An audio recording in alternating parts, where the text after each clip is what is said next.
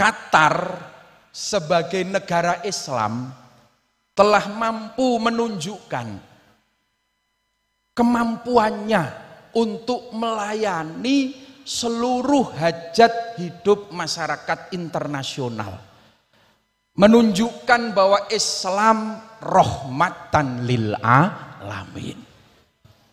Ini merupakan satu momentum pandangan-pandangan Islam yang selama ini dianggap sebagai radikal, teroris, anti toleransi, ternyata bisa diubah pandangan negatif itu dengan yang namanya sepak bola. Artinya bahwa dakwah ke depan ini memang harus lebih inovatif. Kalau kita pengen NU betul-betul mendunia, ini tantangan bagi Ibnu. Dakwah harus betul-betul inovatif. Agar bisa dakwah ini bisa terrealisir, salah satunya adalah tentu kekuatan ekonomi. Ya Habibi, Assalamualaikum warahmatullahi wabarakatuh. Bismillah, alhamdulillah, wassalatu wassalamu ala rasulillah wa ala alihi wa ashabihi wa mawalah amma ba'dah. Ulama anal kiram yang kita muliakan, para alim, para kiai, wabil khusus beliau Kiai Haji Muzammil selaku Ketua Tanfidiyah PWNU Jawa Tengah,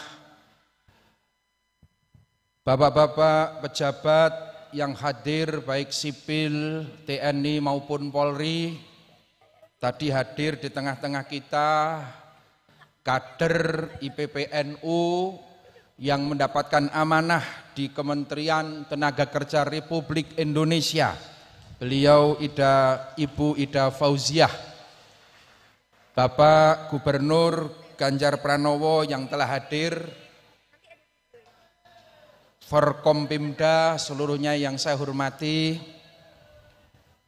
Ketua Umum Ibnu rekan Agil yang saya banggakan, Ketua Umum IPPNU rekan Nita Vela yang alhamdulillah kedua-duanya kader Ibnu IPPNU Jawa Tengah.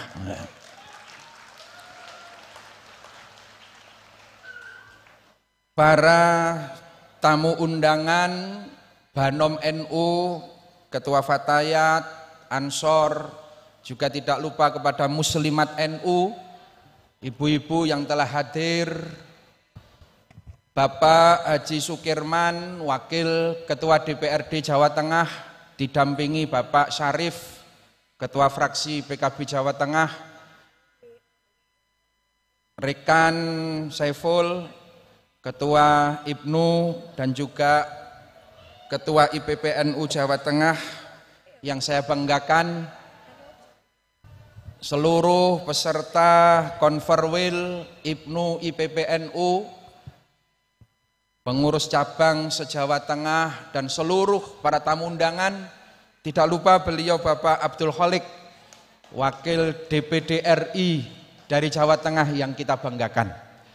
Alhamdulillah wa syukrulillah, bahagia sekali siang hari ini kita bersama-sama hadir dalam rangka pembukaan Konferwil Ibnu IPPNU Jawa Tengah. Kami selaku Sohibul Bait mengucapkan terima kasih kepada PP Ibnu IPPNU, juga PW Ibnu IPPNU yang telah memberikan kepercayaannya kepada pesantren API Subhanul Waton. Ini sungguh merupakan satu kebanggaan, kehormatan bagi keluarga besar pesantren Tegalrejo Magelang. Semoga perjalanan Konferwil bisa berjalan lancar dan menghasilkan kepengurusan baru yang maslahat dan barokah.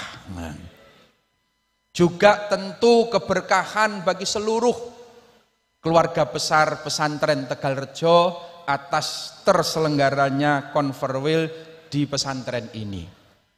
Bapak, Ibu, dan rekan-rekan sekalian yang kami hormati, saya hanya ingin menambahkan tadi yang disampaikan Pak Ganjar soal World Cup.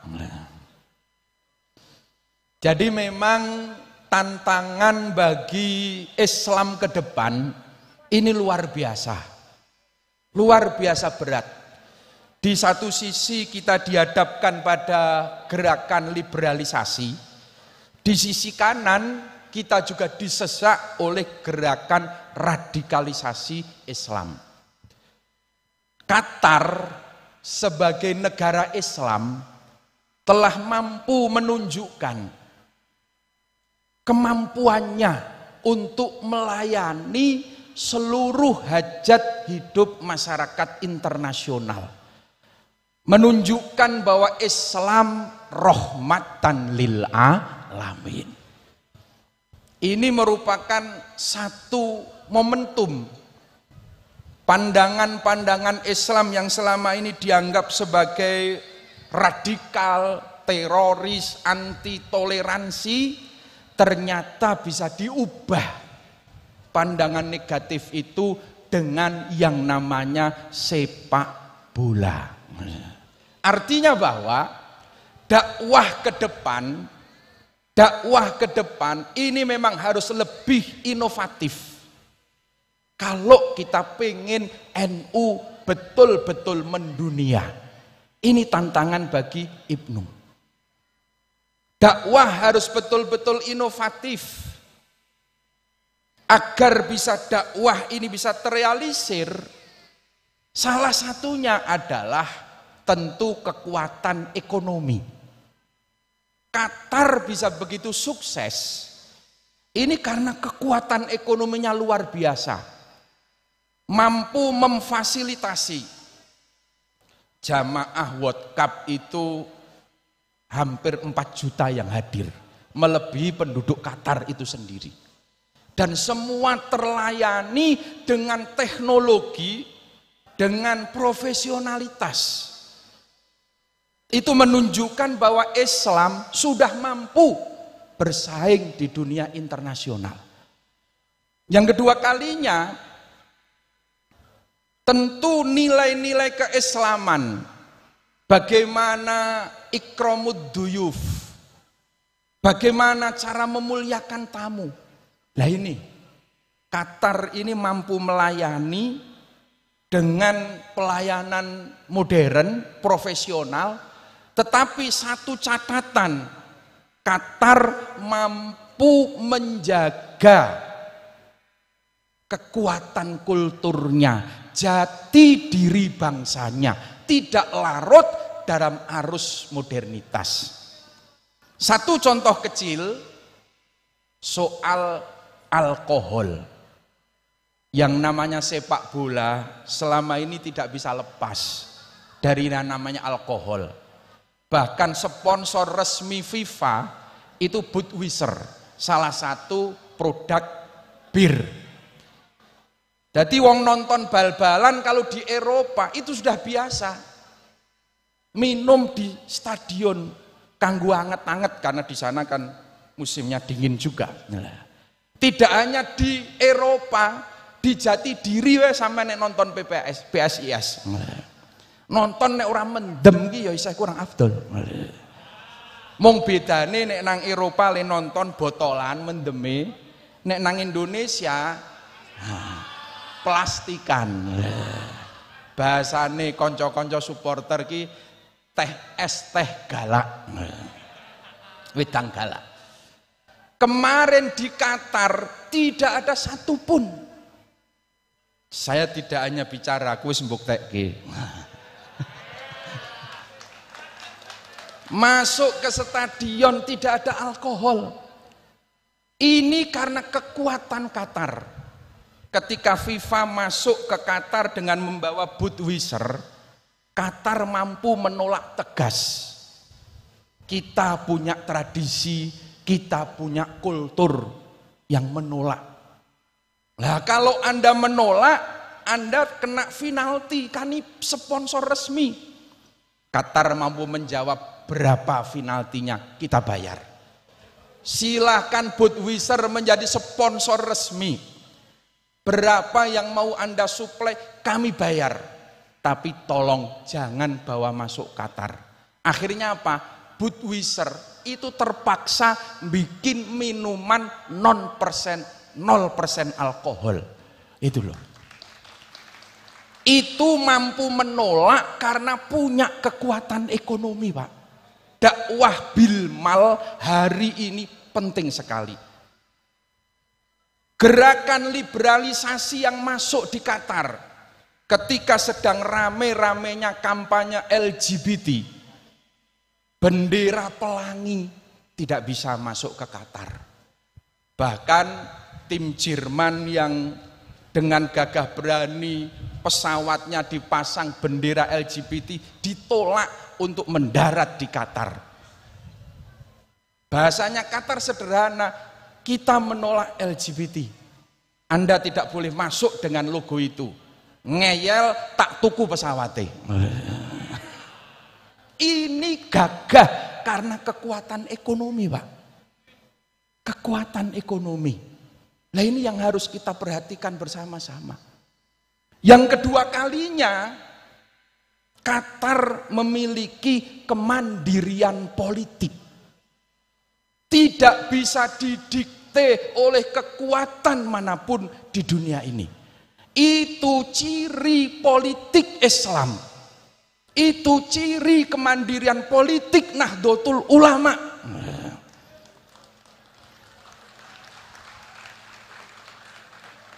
Maka dua hal tadi sebetulnya yang ingin saya pesankan. Soal kemandirian di keluarga besar NU. Satu adalah kemandirian ekonomi, yang kedua adalah kemandirian politik. Agar kita tidak bisa didikte oleh siapapun. Kita akan terus mendunia. Kita akan terus mengikuti arus global. Tetapi kita tidak boleh kehilangan jati diri Ahlus Sunnah wal Jamaah An-Nahdiyah. Nahdlatul Ulama punya kekuatan itu karena kita punya langgam yang namanya tawasud, wasatiyah. Ini kekuatan kita untuk berkolaborasi dengan siapapun. Wasatiyah ini harus terus kita jaga. Islam hari ini harus mampu menggembirakan seluruh pemeluknya, bahkan umat agama lain. Ahlus Sunnah wal Jamaah harus datang dengan kegembiraan untuk seluruh umat di muka bumi. Itu pesan pentingnya. Karena apa? Saya kemarin juga sempat berdiskusi dengan teman-teman pelajar di Qatar, teman-teman aktivis. Ternyata di Saudi Arabia sendiri, yang juga negara Islam, benderane la ilaha illallah, sekarang itu sudah 30% masyarakatnya, terutama generasi mudanya, tidak lagi mengenal Islam. Ngaku Islam ning wis ora tau nang masjid, ora tau ngaji, ora gelem poso. Itu 30% di Saudi Arabia. Karena apa? Karena agama hari ini di Saudi Arabia yang ada hanya tekanan, tekanan, dan tekanan. Maling potong tangannya, zina ranjam. Jadi agama itu datang menakutkan, menakutkan. Mula madhab Gus Bahak hari ini sangat-sangat relevan. Sholat jamaah aja suwi-suwi lah. Nek jamaah suwi-suwi nanti dianggap jamaah itu menjadi beban. Ning yo aja kebablasan terus ora do salat lah. Itu persoalannya di kalangan aktivis. Konco-konco IPNU, IPPNU saya ingatkan, saya sampaikan kepada senior panjenengan, teman-teman PMII, teman-teman aktivis politik, diskusi ngerembuk jalan kekuasaan, itu awit bar maghrib tekan subuh betah, tapi lali dalane suwarga nganti ora doisaan.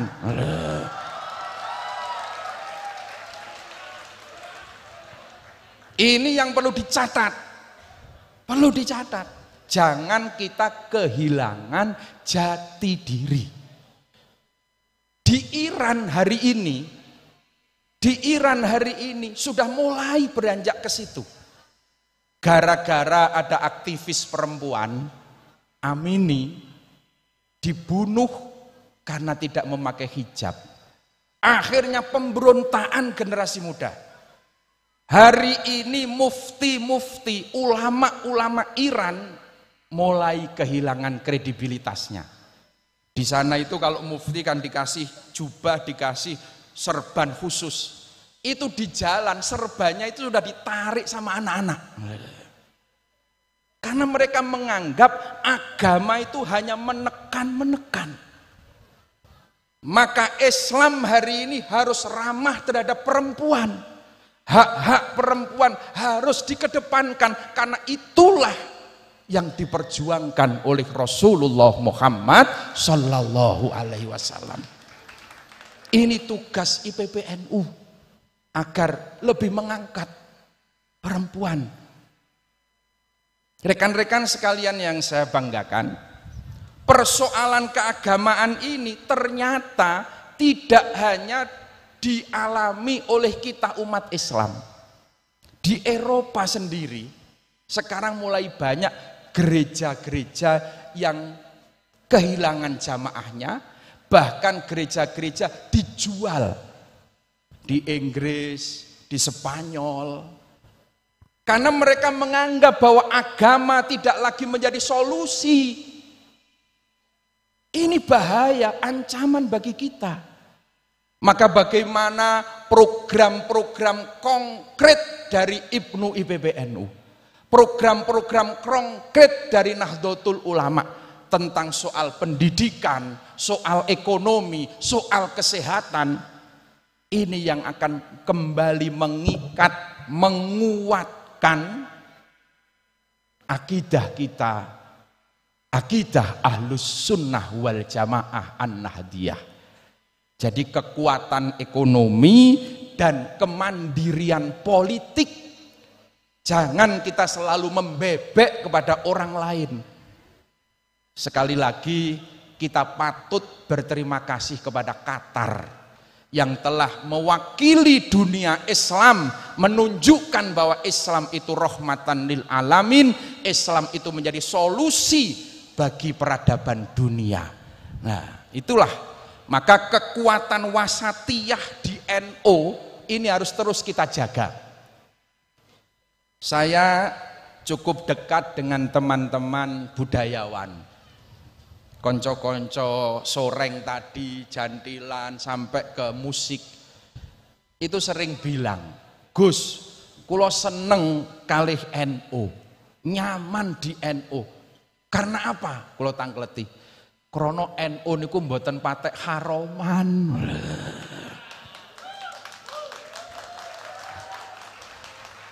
Klonengan, gitaran oleh. Kalau main kuda lumping, dong pas mendem mabuk, mangan beling halal. Tapi pas dong mendem tok lho aku. Ada fleksibilitas, keluasan dari NU.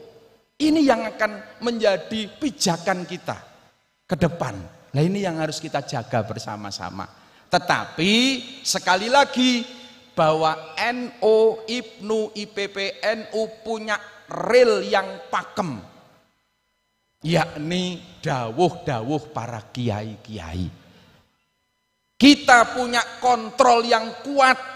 Silahkan Anda fleksibel, tetapi kita punya kontrol yang kuat.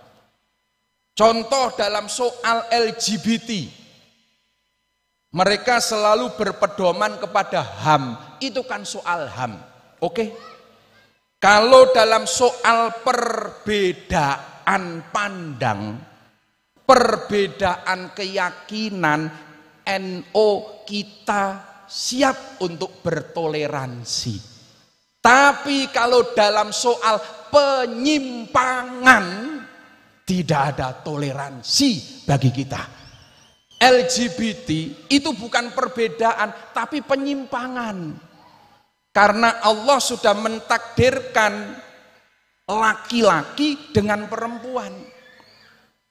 Bukan terus kalau Anda perempuan suka perempuan, tolong pahami perbedaan. Itu bukan perbedaan, tapi penyimpangan.